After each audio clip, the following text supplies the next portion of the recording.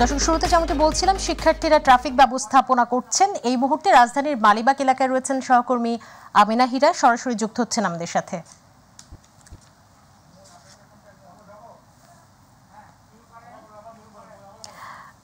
হীরা, দর্শক আমাদের সাথে সরাসরি যুক্ত হচ্ছেন আমিনা হীরা। হীরা, রাজধানীর সড়কের সার্বিক পরিস্থিতি কেমন দেখছেন?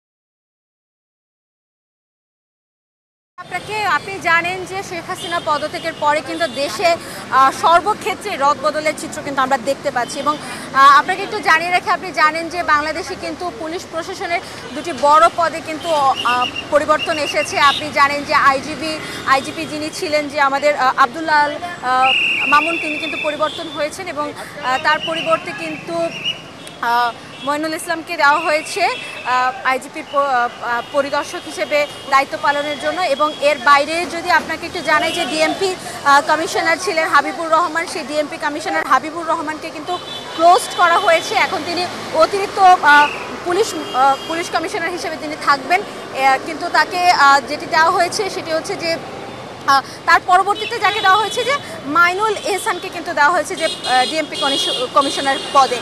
তো বিভিন্ন ক্ষেত্রে কিন্তু রদবদল হয়েছে এবং জনগণ যেটি চিন্তা করছে যে এই রদবদলের ধারার মাধ্যমে দেশে একটি গণতান্ত্রিকভাবে কিন্তু দেশ শাসন হবে। এবং আপনাকে যদি একটু দেখায়, আপনি নিশ্চয়ই দেখতে পাচ্ছেন এই যে সড়কে, আপনি জানেন পুলিশ কিন্তু 9 দফা দাবিতে তাদের কর্মবিরতিতে গিয়েছেন এবং এই কর্মবিরতিতে যাওয়ার কারণে দেশে কিন্তু মূল যে সড়কগুলো রয়েছে সেই সড়কে ট্রাফিক নেই। তার কারণে কিন্তু আনসার এবং গ্রাম প্রতিরক্ষা বাহিনী কিন্তু তাদেরকে দায়িত্ব দেওয়া হয়েছে আনুষ্ঠানিকভাবে। কিন্তু তাদের সঙ্গে যেটি আমরা খুব সুন্দর করে দেখতে পাচ্ছি সেটি হচ্ছে যে শিক্ষার্থীরা কিন্তু এই কাজটি করছেন এবং আপনি দেখতে পাচ্ছেন নিশ্চয়ই ভলেন্টিয়ারি ওয়ার্ক করছেন তারা। এবং সড়কের প্রধান সড়কে যে সিগন্যালগুলো রয়েছে সেই সিগন্যালগুলো তারা কিন্তু নিয়ন্ত্রণ করার চেষ্টা করছে। এই মুহূর্তে যদি আমরা একটু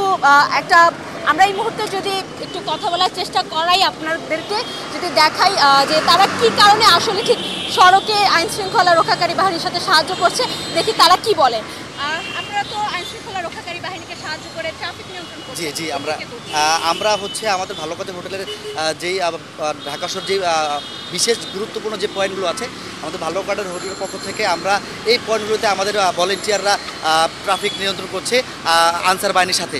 ইভেন গতকালকে যখন আনসার ছিল না তখন পর্যন্ত আমাদের ভালোকাদের হোটেলের পক্ষ থেকে এই ট্রাফিক নিয়ন্ত্রণ করছেন।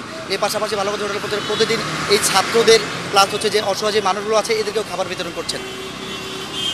আপনাকে আরেকটি প্রশ্ন করবো, সড়কে তো ট্রাফিক নিয়ন্ত্রণ করছেন, আপনারা ট্রাফিক নিয়ন্ত্রণের ক্ষেত্রে বিড়ম্বনা পাচ্ছেন কিনা, ট্রাফিকরা যেটি পায়? আসলে আমরা যেটা করছি, যারা হচ্ছে গাড়ি চালক আছেন বা যারা আছে এরা খুব সুন্দরভাবে আইনগুলো মানছেন এবং আমরা যেটা করছি ওরা সেটাই করছেন। আমরা চেষ্টা করছি আমরা এই আইন নিয়মটা সুন্দরভাবে জানি হয়, তো এটাই আমরা চেষ্টা করছি আর কি।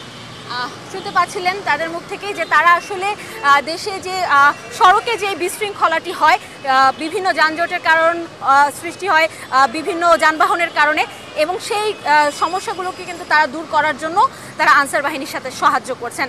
তো আমার কাছে সড়ক এবং বর্তমান যে অন্যান্য যে দেশের যে আইনশৃঙ্খলা বাহিনীর পরিস্থিতি ততটুকুই আমার কাছে ছিল। আপনাকে